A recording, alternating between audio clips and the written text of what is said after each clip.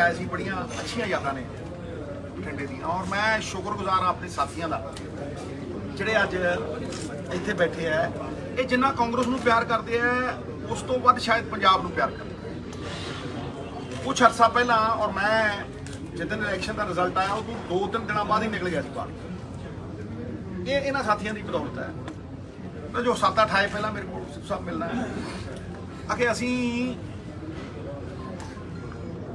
ਅੱਗੇ ਵਧਣਾ ਚਾਹੁੰਦੇ ਹਾਂ ਕਾਂਗਰਸ ਹਾਰੀ ਹੈ ਪਰ ਮਰੀ ਨਹੀਂ ਇਹਨਾਂ ਦਾ ਡਾਇਲੋਗ ਹੈ ਇਹਨਾਂ ਚੋਂ 2-4 ਬੰਦਿਆਂ ਨੂੰ ਕਿਹਾ ਸੀ ਤੇ ਵਧੀਆ ਅੱਗੇ ਮੈਂ ਇਹਨਾਂ ਨੂੰ ਕਿਹਾ ਮੈਂ ਕਿਹਾ ਵੀ ਮੁੱਦਿਆਂ ਦੀ ਪਹਿਰੇਦਾਰੀ ਜਿਹੜਾ ਲਾਈਕ ਮਾਈਂਡਡ ਆਦਮੀ ਮੁੱਦਿਆਂ ਦੀ ਪਹਿਰੇਦਾਰੀ ਕਰਨਾ ਚਾਹੁੰਦਾ ਮੈਨੂੰ ਬੁਲਾਉਣਾ ਚਾਹੁੰਦਾ ਮੈਂ ਉੱਥੇ ਆਉਂ ਤੁਸੀਂ ਮੇਰੇ ਕੋਲ ਆਓ ਆਪਾਂ ਪੰਜਾਬ ਦੇ ਲੋਕਾਂ ਦੇ ਪ੍ਰੋਬਲਮ ਦੇ ਮਸਲਿਆਂ ਦੇ ਹੱਲ ਦੇ ਔਰ ਉਹਦੇ ਲਈ ਇੱਕ ਬੜੀ ਹੀ ਕੰਸਟਰਕਟਿਵ ਆਪੋਜੀਸ਼ਨ ਦਾ ਰੋਲ ਪਲੇ ਕਰੀ ਸਰਕਾਰ ਨੂੰ ਅਕਾਊਂਟੇਬਲ ਬਣਾਈਏ ਔਰ ਇੱਕ ਟਰਾਂਸਪੇਰੈਂਟ ਤਰੀਕੇ ਦੇ ਨਾਲ ਉਹਨਾਂ ਨੂੰ ਕਹੀਏ ਵੀ ਦੱਸੋ ਭਾਈ ਜੇ ਪੰਜਾਬ ਦੇ ਲੋਕ ਤੁਹਾਡੇ ਹਿੱਸੇਦਾਰ ਨੇ ਭਾਗੀਦਾਰ ਨੇ ਤੇ ਤੁਸੀਂ ਉਹਨਾਂ ਨੂੰ ਦੱਸੋ ਆਹ ਮੁੱਦੇ ਨੇ ਅੱਜ ਵੀ ਮੈਂ ਬੜੇ ਦੋ ਅਹਿਮ ਮੁੱਦਿਆਂ ਦੇ ਉੱਤੇ ਤੁਹਾਡੇ ਨਾਲ ਗੱਲ ਕਰਨਾ ਹੈ ਬਹੁਤ ਦੋ ਅਹਿਮ ਮੁੱਦਿਆਂ ਔਰ ਆਗਾਹ ਕਰਨਾ ਆ ਕਿ ਸਾਡੀ ਵਿੱਤੀ ਜਿਹੜੀ ਹਾਲਤ ਹੈ ਉਹਦੇ ਉੱਤੇ ਸਵਾਲ ਉੱਠ ਰਹੇ ਨੇ ਅੱਜ ਵਿਜ ਸਾਹਿਬ ਦੀ ਸਟੇਟਮੈਂਟ ਆਈ ਹੈ ਤੁਸੀਂ ਸਾਰਿਆਂ ਨੇ ਉਹ ਸਟੇਟਮੈਂਟ ਦੇਖੀ ਕੁਝ ਆਈਐਸ ਆਫੀਸਰ ਆਪਣਾ ਵੇਰਵਾ ਦੇ ਕੇ ਆਏ ਉੱਤੇ ਸੈਂਟਰ ਦੀ ਸਰਕਾਰ ਕਿ we are headed towards financial emergency ਇਹ ਸਾਰਾ ਕੁਝ ਠੀਕ ਹੈ ਲੇਕਿਨ ਪੰਜਾਬ ਦੇ ਵਿੱਚ ਇਹਨਾਂ ਗੱਲਾਂ ਚੋਂ ਹੱਲ ਨਿਕਲਦੇ ਔਰ ਮੈਂ ਹਮੇਸ਼ਾ ਪ੍ਰੋਬਲਮਸ ਨਾਲੋਂ ਜ਼ਿਆਦਾ ਹੱਲਾਂ ਦੀ ਗੱਲ ਕਿ देयर इज अ सॉल्यूशन हर मुश्किल का हल होता है आज नहीं तो कल मैं ਅੱਜ ਵੀ ਉਸੇ ਕੰਸਟਰਕਟਿਵ ਆਪੋਜੀਸ਼ਨ ਦਾ ਰੋਲ ਅਦਾ ਕਰ ਰਿਹਾ ਮੇਰੇ ਸਾਥੀ ਉਦੋਂ ਵੱਧ ਕਰ ਰਹੇ ਕਿ ਜਿੰਨੇ ਨੇ ਇਹ ਸ਼ਾਇਦ ਮੇਰੇ ਰੋਲ ਨਾਲੋਂ ਇਹਨਾਂ ਦਾ ਵੱਡਾ ਰੋਲ ਹੈ ਆਂਦੇ ਸਾਰ ਮੈਨੂੰ 4 ਬੰਦਿਆਂ ਨੇ ਕਿਹਾ ਮੈਂ ਉਹ ਵੀ ਤਾਰੀਫ ਕਰਨਾ ਚਾਹੁੰਦਾ ਆਪੋਜੀਸ਼ਨ ਦਾ ਮਤਲਬ ਇਹ ਨਹੀਂ ਵੀ ਹਰੇਕ ਨੂੰ ਗਾਲਾਂ ਕੱਢੀ ਜਾਓ ਆਂਦੇ ਸਾਰ ਇੱਥੇ ਲੋਕਾਂ ਨੇ ਕਿਹਾ ਕਿ ਜੀ ਅਸੀਂ 4.5 ਘੰਟੇ 'ਚ ਪਹੁੰਚਦੇ ਹੁੰਦੇ ਬਠਿੰਡੇ ਅੱਜ 2 'ਚ ਪਹੁੰਚ ਗਏ ਮੈਂ ਰਿਅਲਾਈਜ਼ ਕੀਤਾ ਵੀ 4.5 ਘੰਟੇ 'ਚ ਪਹੁੰਚਦੇ ਹੁੰਦੇ ਬਠਿੰਡੇ ਤੇ ਅੱਜ ਅਸੀਂ ਵੀ ਪੌਣੇ 2 ਘੰਟੇ 'ਚ ਹਰ ਬੰਦਾ ਸਰਪ੍ਰਾਈਜ਼ ਦਾ ਯਾਰ ਵੀ ਅਸੀਂ 4 ਘੰਟੇ ਪਹੁੰਚਦੇ ਹੁੰਦੇ ਅੱਜ 2 ਘੰਟੇ ਪਹਿਲਾਂ ਕਿਵੇਂ ਪਹੁੰਚ ਗਏ ਇਹ ਜਿਹੜੇ ਹਾਈਵੇ ਬਣਾਏ ਆ ਗਡਕਰੀ ਸਾਹਿਬ ਦੇ ਨੀਡ ਟੂ ਬੀ ਕੰਪਲੀਮੈਂਟਡ ਪਹਿਲੀ ਗੱਲ ਇਹ ਜ਼ਰੂਰੀ ਨਹੀਂ ਹੈ ਕਿ ਜੇ ਕੋਈ ਆਪੋਜੀਸ਼ਨ 'ਚ ਹੋਵੇ ਤੇ ਉਹਨੂੰ ਨਿੰਦੀ ਜਾਓ ਆਈ ਮਸਟ ਕੰਪਲੀਮੈਂਟ ਕਿ ਉਹਨਾਂ ਨੇ ਜ਼ਿੰਦਗੀ ਬਿਹਤਰ ਬਣਾਉਣ ਦੇ ਲਈ ਔਰ ਮੈਂ ਇਹ ਗੱਲ ਦੇਖੋ ਕਿਦਾਂ ਨਿਕਲੀ ਹੈ ਟਰੈਵਲ 'ਚ ਨਿਕਲੀ ਜਦੋਂ ਤੁਸੀਂ ਸੱਤਾ ਹਾਸਲ ਕਰਨ ਲਈ ਝੂਠ ਬੋਲ ਦਿੰਦੇ ਹੋ ਕਿ ਜੀ ਮੈਂ ਕੁਝ ਵੀ ਬੋਲ ਦਿਆਂ ਆ ਸੱਤਾ ਮਿਲ ਜੇ ਮੈਨੂੰ ਉਹ ਗਲਤ ਹੈ ਲੇਕਿਨ ਜਦੋਂ ਤੁਸੀਂ ਕੁਝ ਐਸਾ ਕਰਦੇ ਹੋ ਕਿ ਪੰਜਾਬ ਦੇ ਲੋਕਾਂ ਦੀ ਔਰ ਦੁਨੀਆ ਦੇ ਲੋਕਾਂ ਦੀ ਜ਼ਿੰਦਗੀ ਬਦਲਦੀ ਹੈ ਇਹ ਜ਼ਿੰਦਗੀ ਬਦਲੀ ਕਿ ਨਹੀਂ 2.5 ਘੰਟੇ ਬਚੇ ਸਾਹਿਬ ਤਾਂ ਮੈਂ ਤਾਰੀਫ ਕਰਦਾ ਲੇਕਿਨ ਅੱਜ ਕੁਝ ਵਾਅਦੇ ਐਸੇ ਹੋਏ ਨੇ ਜਿਹੜੇ ਕਿ blatant going back on your word of honour blatant betrayal of Punjab ਮੈਂ ਦੋ ਗੱਲਾਂ ਵੱਲ ਤੁਹਾਡਾ ਧਿਆਨ ਆਕਰਸ਼ਿਤ ਕਰਨਾ ਚਾਹੁੰਦਾ ਇੱਕ ਸਾਡੀ ਫਾਈਨੈਂਸ਼ੀਅਲ ਪੋਜੀਸ਼ਨ ਸਾਡੀ ਵਿਗੜਦੀ ਵਿੱਤੀ ਹਾਲਤ ਉਹਨਾਂ ਦੇ ਵਿੱਚ ਕਿ ਫ੍ਰੀ ਫੀਸ ਜਿਹੜੀਆਂ ਨੇ ਇਹ ਕਿਤੇ ਪੰਜਾਬ ਨੂੰ ਦੁਆਲੀਆ ਨਾ ਕਰ ਦੇ ਇਹ ਚਿੰਤਾ ਹਰੇਕ ਦੀ ਜਾਇਜ਼ ਹੈ ਔਰ ਦੂਸਰਾ ਬਿਜਲੀ ਮਾਫ ਕਰਨਾ ਤੁਸੀਂ ਜਦੋਂ ਇਲੈਕਸ਼ਨ ਤੋਂ ਪਹਿਲਾਂ ਸੱਤਾ ਹਾਸਲ ਕਰਨ ਦੇ ਲਈ ਇੱਥੇ ਆਏ ਸੀ ਤੁਸੀਂ ਅਨਾਉਂਸਮੈਂਟ ਸਾਰਿਆਂ ਜੋਗੀ ਕੀਤੀ ਸੀ ਬਿਜਲੀ ਤੁਸੀਂ ਕਿਸੇ ਨੂੰ ਡੀਮਾਰਕੇਟ ਕਰਕੇ ਨਹੀਂ ਗਿਆ ਤੁਸੀਂ ਸਾਡੇ ਨਾਲੋਂ ਬਿਹਤਰ ਆਪਸ਼ਨ ਕਿਵੇਂ ਬਣੇ ਕਿਉਂਕਿ ਐਸਸੀ ਭਾਈਚਾਰੇ ਨੂੰ ਐਸਟੀ ਭਾਈਚਾਰੇ ਨੂੰ ਫਰੀडम ਫਾਈਟਰਸ ਨੂੰ ਅਸੀਂ ਵੀ 200 ਯੂਨਿਟ ਫ੍ਰੀ ਦਿੰਦੇ ਸੀ 2 ਮਹੀਨੇ ਦੇ 400 ਮਿਲਦੇ ਸੀ ਤੁਸੀਂ 600 ਦੇਤੇ ਤੇ ਕਿਹੜਾ ਮਾਰਕਾ ਮਾਰਿਆ ਤੁਸੀਂ ਇਹ ਕਿਹਾ ਵੀ ਸਾਰਿਆਂ ਨੂੰ ਦਿਆ ਤੇ ਅੱਜ ਤੁਸੀਂ ਮੁਕਰ ਗਏ ਹੋ ਸ਼ਰਿਆਮ ਮੁਕਰ ਗਏ और बशर्मी ना मुकर गए। इत्थों पता लगता है कि कुछ तो रही होंगी उनकी भी मजबूरियां, यूं ही चाह के तो कोई बेवफा नहीं होता। मजबूरियां की ने? मजबूरियां ये ने भी PSPCL ਦੇ ਉੱਤੇ 17,000 ਕਰੋੜ ਰੁਪਏ ਦਾ ਕਰਜ਼ਾ ਸਾਹਿਬ ਜਿਹੜਾ ਬੈਂਕਾਂ ਤੋਂ ਲਿਆ, ਸਰਕਾਰ ਦੀ ਦੇਣਦਾਰੀ ਉਹਨਾਂ ਦੀ 20,000 ਕਰੋੜ ਤੋਂ ਉੱਤੇ ਹੈ। ਤੇ ਮੈਂ ਇੱਕ ਆਰਟੀਕਲ ਪੜ੍ਹ ਰਿਹਾ ਸੀ 500 ਕਰੋੜ ਰੁਪਏ ਤਨਖਾਹਾਂ ਦੇਣ ਨੂੰ ਲੈ ਕੇ ਕਰਜ਼ਾ ਬੋਰਡ ਦੇ ਅਧਿਕਾਰੀਆਂ ਨੂੰ ਦਿੱਤਾ ਗਿਆ। ਸੋਚ ਕੇ ਤੇ ਵੇਖੋ ਕਿਹੜੀ ਸਿਚੁਏਸ਼ਨ ਦੇ ਵਿੱਚ ਆ ਸੀ। ਇਹ ਪਹਿਲੀ ਵਾਰ ਹੈ ਅੱਜ, ਇਹ ਪਹਿਲੀ ਵਾਰ ਹੈ ਕਿ ਜਿਹੜਾ ਪੰਜਾਬ ਜਾਣਿਆ ਜਾਂਦਾ ਸੀਗਾ ਜੀ ਨੰਬਰ 1 ਪਰਮਵੀਰ ਚੱਕਰ ਜਿੱਤੇ, number 1 in green revolution, number 1 white revolution, Bhakra dam number 1। ਅੱਜ ਸਾਡਾ 55% GDP ਦਾ ਹਿੱਸਾ, 55% of our GDP is debt ridden। मतलब ਆਮ ਬੰਦੇ ਨੂੰ ਜੇ ਸਮਝਾਣਾ ਹੋਵੇ, ਕਿਸੇ ਪੰਜਾਬੀ ਦੇ ਨਾਲ ਕਨਵਰਸੇਸ਼ਨ ਕਰਨੀ ਹੋਵੇ ਤੇ ਬੜੀ ਗੱਲ ਸਾਫ਼ ਹੈ ਕਿ 55% ਆਪਣੀ ਪੰਜਾਬੀਆਂ ਦੀ ਸਾਰੀ ਆਮਦਨ ਰਲਾ ਕੇ ਕਰਜ਼ੇ ਚਾਰੀ, which is alarming ਕਿਉਂਕਿ ਇਹ ਹਾਈਐਸਟ ਹੈ ਇੰਡੀਆ 'ਚ। ਅੱਜ ਅਸੀਂ ਜਾਣੇ ਜਾਂਦੇ ਆ ਕਿ ਕਰਜ਼ੇ ਦੇ ਵਿੱਚ ਸਾਡੀ GDP number 1, which is shocking। मैं पूछना चाहना और मैं स्पेसिफिक सवाल ने लिखे भी सी कि भाई सरकार ये दसे और पारदर्शिता दे नाल दसे भी 6,000 करोड़ रुपये कित्थों लिया। जिहड़े 6,000 करोड़ रुपये लगने, जिहड़े 600 यूनिट डिस्क्रिमिनेशन नाल दिते सारिਆਂ ਨੂੰ ਦਿੰਦੇ ਤੇ फिर तो बिल्कुल ही गल ही खत्म हो जाती ना। फिर तो मतलब ये 70% आबादी बाहर कटती। की तुसी कोई पॉलिसी बनाई सी जिहदी कोई बजटरी एलोकेशन? मैं रोंदा रहा पहले दिन तो और कहता रहा पुछो पैसे कित्थों आए। दसो तुसी कोई पॉलिसी यह जी तय कीती सी ये अनाउंसमेंट करन तो पहला जिहदे च तुहाडी वो पॉलिसी दे विच बजटरी एलोकेशन होवे और बजटरी एलोकेशन कित्थों आनी है ਉਹਦਾ कोई वेरवा होवे। दसो सारे पंजाब भी तुसीं कित्थों लिआओगे। ਮੈਨੂੰ ਤਾਂ ਲੱਗਦਾ ਹੈ ਕਿ ਇਹ ਇੱਕ ਇਲੈਕਸ਼ਨ ਗਿਮਿਕ ਹੈ। ਤੁਸੀਂ ਪੰਜਾਬ ਦੇ ਲੋਕਾਂ ਦੀ ਭਲਾਈ ਲਈ ਨਹੀਂ ਅਨਾਉਂਸਮੈਂਟ ਕੀਤੀ। ਜੇ 8 ਜੁਲਾਈ ਨੂੰ ਕਰਨੀ ਤੁਸੀਂ 7 ਜੁਲਾਈ ਨੂੰ ਕਹਿੰਦੇ ਵੀ ਭਾਈ 8 ਨੂੰ ਕਰ ਰਹੇ ਹੋ। ਤੁਸੀਂ ਪੰਜਾਬ ਦੀ ਪਿੱਠ ਦੇ ਉੱਤੇ ਪੱਬ ਲਾ ਕੇ ਹਿਮਾਚਲ ਪ੍ਰਦੇਸ਼ ਤੇ ਗੁਜਰਾਤ 'ਚ ਇਲੈਕਸ਼ਨ ਲੜਨੇ ਚਾਹੁੰਦੇ। ਇਸ ਕਰਕੇ 3 ਮਹੀਨੇ ਪਹਿਲਾਂ ਅਨਾਉਂਸਮੈਂਟਾਂ ਕਰ ਰਹੇ ਹੋ। ਵੈਸੇ ਤੇ ਤੁਹਾਡੀ ਹਰੀ ਪੈਨ ਦੀ ਸਿਆਹੀ ਮੁੱਕ ਗਈ, ਹੁਣ ਤੇ ਨੀਲੇ ਪੈਨਾਂ ਦੀ ਗੱਲ ਕਰਦੇ ਹੋ ਤੁਸੀਂ। ਗੱਲ ਸਮਝੋ ਨਾ ਕਿ ਅੱਜ ਤੁਸੀਂ ਕਰੋੜਾਂ ਰੁਪਈਆਂ ਦੇ ਇਸ਼ਤਿਹਾਰ ਪੰਜਾਬ ਸਰਕਾਰ ਦੇ ਬਾਹਰਲੇ ਸੂਬਿਆਂ ਦੇ ਵਿੱਚ ਦੇ ਰਹੇ ਹੋ। ਤੁਹਾਨੂੰ ਕਿਹਨੇ ਇਖਤਿਆਰ ਦਿੱਤਾ ਕਿ ਤੁਸੀਂ ਪੰਜਾਬੀਆਂ ਦੇ ਖੂਨ ਪਸੀਨੇ ਦੀ ਕਮਾਈ ਬਾਹਰਲੇ ਅਖਬਾਰਾਂ ਦੇ ਵਿੱਚ ਸੂਬਿਆਂ ਦੇ ਵਿੱਚ ਲਵਾਓ? ਇਹ ਬਹੁਤ ਸੰਗੀਨ ਸੰਜੀਦਗੀ ਵਾਲਾ ਮਸਲਾ ਸਾਹਿਬ। ਇਸ ਫਾਈਨੈਂਸ਼ੀਅਲ ਕ੍ਰਾਈਸਿਸ ਦੇ ਵਿੱਚ ਤੁਸੀਂ ਆਹ ਕੁਝ ਕਰ ਰਹੇ ਹੋ। ਮੈਨੂੰ ਦੱਸੋ ਪਾਲਿਸੀ ਡਰਿਵਨ ਤੁਹਾਡੇ ਕੋਲ ਕੀ ਹੈ? ਜਿਹੜੇ ਕਹਿੰਦੇ ਹੁੰਦੇ ਕਾਰਪੋਰੇਸ਼ਨ ਬਣਾਵਾਂਗੇ, ਉਹ ਅੱਜ ਦੀਪ ਭਲੋਤਰੇ ਵਰਗੇ ਬੰਦਿਆਂ ਨਾਲ ਸਾਰੀ ਦਿੱਲੀ ਦੇ ਵਿੱਚ ਪ੍ਰਾਈਵੇਟਾਈਜੇਸ਼ਨ ਕਰਦੇ ਸ਼ਰਾਬ ਦੀ। ਮੈਂ ਕੋਈ ਉਹਦੇ ਹੱਕ 'ਚ ਨਹੀਂ, ਬਟ ਸਭ ਤੋਂ ਵੱਧ ਪੈਸੇ ਉੱਥੋਂ ਨਿਕਲਦੇ ਆ। 20,000 ਕਰੋੜ ਰੁਪਇਆ ਮੈਂ ਉੱਥੋਂ ਕੱਢ ਦੂੰ ਤੇ 30,000 ਕਰੋੜ ਰੁਪਇਆ ਮੈਂ ਕਰਪਸ਼ਨ ਬੰਦ ਕਰਕੇ ਕੱਢ ਦੂੰ। ਫਿਰ ਕੱਢ ਲੈ ਭਾਈ, ਫਿਰ ਦੇ ਦੇਣੇ ਸੀ ਸਾਰੀ ਕੈਟਾਗਰੀ ਨੂੰ, ਫਿਰ ਜਨਰਲ ਕੈਟਾਗਰੀ ਨੂੰ। ਇਹ ਕੈਟਾਗਰਾਈਜ਼ ਕਿਉਂ ਕਰਦਾ ਪੰਜਾਬ? ਪੰਜਾਬ ਤੇ ਜਾਤ ਪਾਤ ਮੰਨਦਾ ਹੀ। ਪੰਜਾਬ ਤੇ ਕਹਿੰਦਾ ਮਾਨਸ ਕੀ ਜਾਤ ਸਭ ਇੱਕ ਹੈ ਪਹਿਚਾਨ। ਕੱਢ ਭਾਈ 20,000 ਕਰੋੜ ਰੁਪਇਆ। ਮੈਂ ਚੈਲੰਜ ਕਰਦਾ ਜਦ ਤੱਕ ਠੇਕੇਦਾਰੀ ਸਿਸਟਮ ਹੈ ਪੰਜਾਬ 'ਚ, ਤੂੰ 200 ਕੱਢ ਕੇ ਖਾ। ਪਹਿਲੇ ਦਿਨ ਤੋਂ ਕਹਿੰਦਾ ਸੀਗਾ ਵੀ ਠੇਕੇਦਾਰੀ ਸਿਸਟਮ 'ਚ ਜਿੱਦਨ ਤੇਲੰਗਾਨਾ ਨੇ ਕੀਤੇ 10 ਕਰੋੜ ਨਿਕਲੇ। ਜਿੱਦਨ ਠੇਕੇਦਾਰੀ ਸਿਸਟਮ ਅਬੋਲਿਸ਼ ਕਰਕੇ ਸੈਂਡ ਦਾ ਕੰਟਰੋਲ ਲਿਆ ਤੇ ਪਹਿਲੇ ਸਾਲ 400 ਕਰੋੜ, ਦੂਜੇ 700, ਤੀਜੇ 1200 ਤੇ 4 ਸਾਲਾਂ 2400।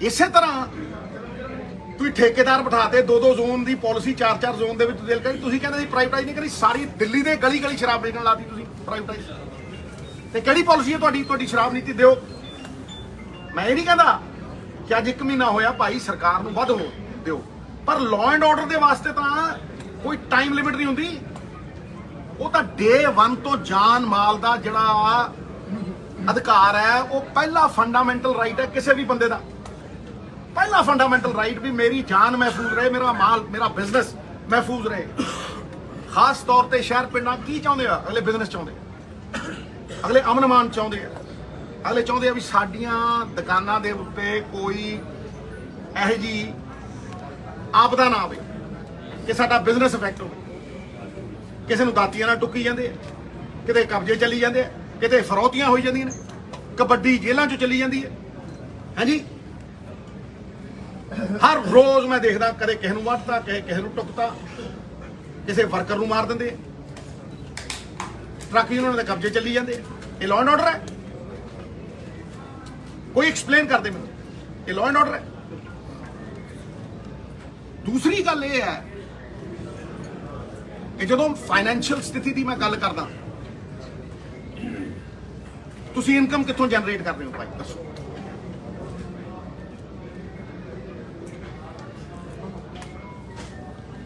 ਕਿਉਂਕਿ ਤੁਸੀਂ ਇਲੈਕਸ਼ਨ ਤੋਂ ਪਹਿਲਾਂ ਤਾਂ ਇਹ ਕਿਹਾ ਨਹੀਂ ਤੁਸੀਂ ਤਾਂ ਕਿਹਾ ਪਹਿਲੇ ਦਿਨ 24 ਘੰਟੇ ਬਰਗਾੜੀ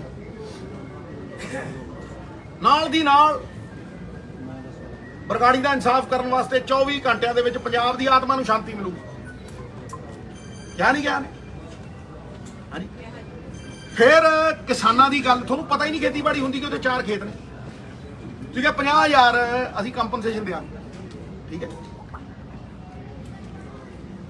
ਝਾੜ 20 ਤੋਂ 50% ਘਟ ਗਿਆ ਨੰਬਰ 1 ਨੰਬਰ 2 ਇਹ ਸਾਡੀ ਕਿਸਮਤ ਚੰਗੀ ਹੈ ਕਿ ਝਾੜ ਘਟਣ ਦੇ ਬਾਵਜੂਦ ਅੱਜ ਇੰਟਰਨੈਸ਼ਨਲ ਮਾਰਕੀਟ ਦੇ ਵਿੱਚ ਯੂਕਰੇਨ ਤੇ ਰਸ਼ੀਆ ਦੀ ਵਾਰ ਦੇ ਕਰਕੇ ਕਣਕ ਦੀ ਇੰਨੀ ਸ਼ਾਰਟੇਜ ਹੈ ਕਿ ਸਾਰਾ ਵਰਲਡ ਕਣਕ ਖਰੀਦਣ ਨੂੰ ਤਿਆਰ ਭਾਵੇਂ ਦਾਣਾ ਛੋਟਾ ਹੈ ਪਰ ਕਣਕ ਅੱਜ ਵੀ 3500 ਤੋਂ 4000 ਦੀ ਵਿਕਦੀ ਹੈ ਦੱਸੋ ਤੁਸੀਂ ਕਿੱਥੇ ਭਾਗੀਦਾਰ ਬਣਾਇਆ ਕਿੱਥੇ ਹਿੱਸੇਦਾਰ ਬਣਾਇਆ ਕਿਸਾਨ ਨੂੰ 8 ਵਾਰ ਮੈਂ ਕਿਹਾ ਫਿਰ ਮੀਟਿੰਗ ਕੀਤੀ ਹੈ ਕਿੱਥੇ ਹਿੱਸੇਦਾਰ ਬਣਾਇਆ ਭਾਈ 500 ਰੁਪਏ ਮਿਨੀਮਮ ਬੋਨਸ ਹੋਣਾ ਚਾਹੀਦਾ ਤੁਸੀਂ 1500 ਕਮਾਉਨੇ ਹੋ ਈਜਿਪਟ ਦੇ ਨਾਲ 18000 ਕਰੋੜ ਰੁਪਏ ਦਾ ਕੰਟਰੈਕਟ ਸਾਈਨ ਕੀਤਾ ਹੈ ਅਡਾਨੀ ਸਾਹਿਬ ਤੇ ਹਰਿਆਣਾ ਕਹਿੰਦਾ ਸਾਰਾ ਚਕਾ ਦਿਓ ਜੀ ਉਹਨੂੰ ਉਹ ਸਟੋਰੇਜ ਕਰਦਾ ਉਹਨੂੰ maximum support price am categorically saying it maximum support price ਦਿੱਤੀ ਜਾਂਦੀ ਹੈ what is maximum support price ਕਿ ਭਾਈ ਤੂੰ 15% ਸਟੋਰੇਜ ਕਰ ਲੈ ਤੈਨੂੰ 100% ਦਾ ਕਿਰਾਇਆ ਦਿਆਂ ਦੱਸੋ ਹਨੇਰ FCI ਦੇ ਗੋਡਾਊਨਾਂ ਦੇ ਵਿੱਚ ਸਟੋਰੇਜ ਹੈ ਤੂੰ 15% ਸਟੋਰੇਜ ਕਰ ਤੈਨੂੰ 100% ਦਾ ਕਿਰਾਇਆ ਪੱਕਾ ਤੇ ਕਿਸਾਨ ਨੂੰ minimum support price this is the irony of the situation ਤੁਸੀਂ ਕਿਸਾਨ ਦੀ MSP 9% ਵਧਾਈ ਡੀਜ਼ਲ ਦੇ ਰੇਟ 100% ਵਧਾਤੇ 40 ਤੋਂ 93 ਤੇ ਤੁਸੀਂ 4 ਸਾਲਾਂ ਦੇ ਵਿੱਚ MSP 160 ਰੁਪਏ ਵਧਾਈ 40 ਰੁਪਏ DAP ਦੀ ਖਾਦ ਨਕਲੀ ਮਿਲਦੀ ਹੈ ਅਸਲੀ ਲਿਫਾਫਿਆਂ 'ਚ ਤੁਸੀਂ ਰੇਟ ਦੁੱਗਣੇ ਕਰਤੇ 2 ਰੁਪਏ ਦੇ ਕੇ 20 ਖੋਲੇ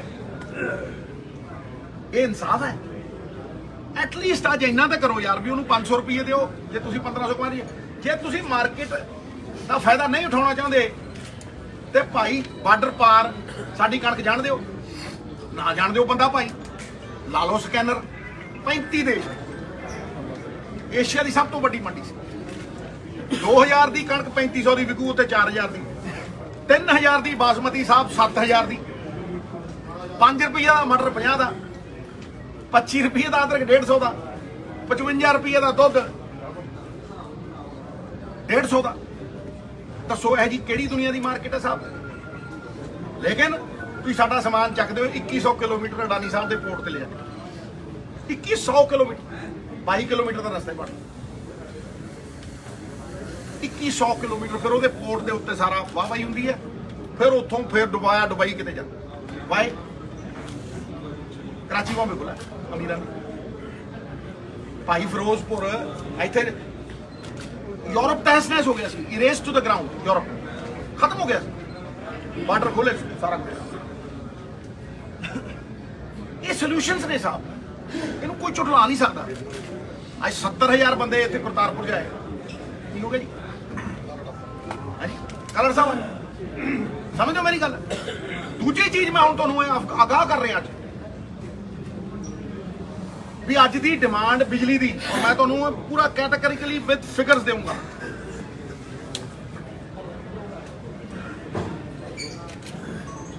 अज 7,500 की डिमांड चलती है साहब ते कट देख लो पुछ लो पिंडां दे विच कट किन्ने लगे शहरां च लगन लगे थोड़ी भैन हुण तुसीं इमेजिन करो कि 7,500 की डिमांड दे उत्ते शहरां च कट लगी जांदे थर्मल प्लांट थ्रैट करी जांदे जिहड़ा रेट है उहदे नाल वध मंगी जांदे मैं कैटेगोरिकली पूछना चाहना दूजा सवाल कि भाई what is the government doing to ensure that the thermal plants will not back out when we need them the most कोई पेनल्टी क्लॉज लाया कोई भी पेनल्टी क्लॉज है and what are you doing to ensure the proper supply of coal कोला 30 दिनों का mandatory है आज 8 दिनों का रह गया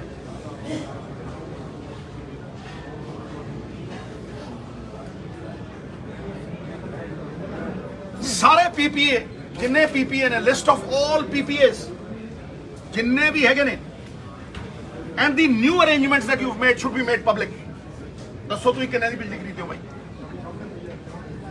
मेक इट पब्लिक तुम तो कहते सी सारे सुनते सी सानू दिओ जी सरकार ताइयां फसला दे ठा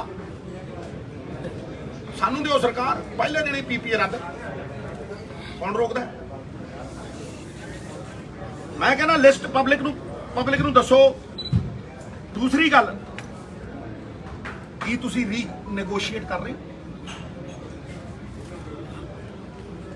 आर यू रीनैगोशिएटिंग मैं पढ़िया लिखा बंदा मैं पता है कि जे कॉन्ट्रैक्ट वन साइडेड होवे how do you do it tariff order दिओ चन्नी सरकार वेले मैं जाके छोटे भाई तो चन्नी तो कह के कि पब्लिक इंटरस्ट दे विच टैरिफ ऑर्डर कढ जदों तू पब्लिक इंटरस्ट दे विच टैरिफ ऑर्डर कढेगा it is mandatory for the regulatory authority to do it in public interest जदों बिजली बाजार दे विच 2 रुपये की मिल रही है सोलर तुसीं 16 की किवें लै रहे हो भाई पब्लिक नूं तुसीं क्यों सजा दे रहे हो भाई ये पब्लिक इंटरस्ट दे विच असीं 3 रुपये बिजली घटाती सी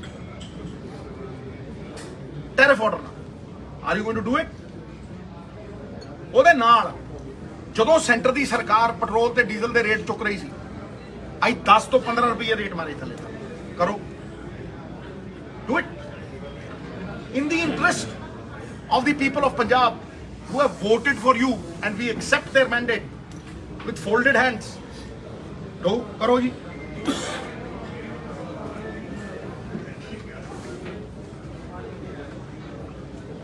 ਦੱਸੋ ਜੀ ਤੁਸੀਂ ਕੀ ਰੀਨੈਗੋਸ਼ੀਏਸ਼ਨ ਕੀਤੀ ਹੈ ਔਰ ਮੈਂ ਅਖੀਰ ਦੇ ਵਿੱਚ ਕਹਿਣਾ ਕਿ ਜਿਹੜਾ ਪੁਸ਼ਵਾਰਾ ਕੋਲ ਮਾਈਨ ਹੈ ਕੋਈ ਪੁਸ਼ਵਾਰਾ ਕਹਿੰਦਾ ਕੋਈ ਪਥਵਾਰਾ ਇਹ ਠੀਕ ਹੈ ਜੀ ਇਹਨਾਂ ਦਾ ਠੀਕ ਹੈ ਪਛਵਾਰਾ ਜਿਹੜੀ ਕੋਲ ਮਾਈਨ ਹੈ ਉਹ ਅੱਜ ਭਾਜੀ ਤੁਹਾਡੀ ਇਨਫੋਰਮੇਸ਼ਨ ਦੇ ਲਈ ਉਹ ਇੱਕ ਪ੍ਰਾਈਵੇਟ ਕੰਪਨੀ ਨੇ ਖੁਲਵਾਈ ਹੈ ਕਿਸੇ ਪੰਜਾਬ ਸਰਕਾਰ ਨੇ ਨਹੀਂ ਖੁਲਵਾਈ ਕਿਉਂ ਬਾਈ ਜਦੋਂ ਕੋਲਾ ਤੁਹਾਡਾ ਆ ਨਹੀਂ ਰਿਹਾ ਇਹਦਾ ਮਤਲਬ ਉਹ ਗੱਲਾਂ ਸੱਚੀਆਂ ਨੇ ਵੀ ਤੁਸੀਂ ਚਾਹੁੰਦੇ ਨਹੀਂ ਉਹ ਖੁੱਲੇ ਤੁਸੀਂ ਚਾਹੁੰਦੇ ਹੋ ਤੁਸੀਂ ਮਹਿੰਗਾ ਕੋਲਾ ਲਾਓ ਹੱਟੀਆਂ ਸੱਟੀਆਂ I'm not casting aspersions but you need to prevent and prepare rather than repent and repair. Are we always going to be repenting and repairing? भाई when is the पुशवारा coal mine starting में लगता 4 महीने लगणगे इस करके जे 4 महीने लगणगे ते महीने 2 बाद 16,000 मेगावाट डिमांड है झोना लगू ते दसो की प्रबंध Do you have any arrangements? लोगों को अवेयर करो क्यों नहीं जी अवेयर करते असीं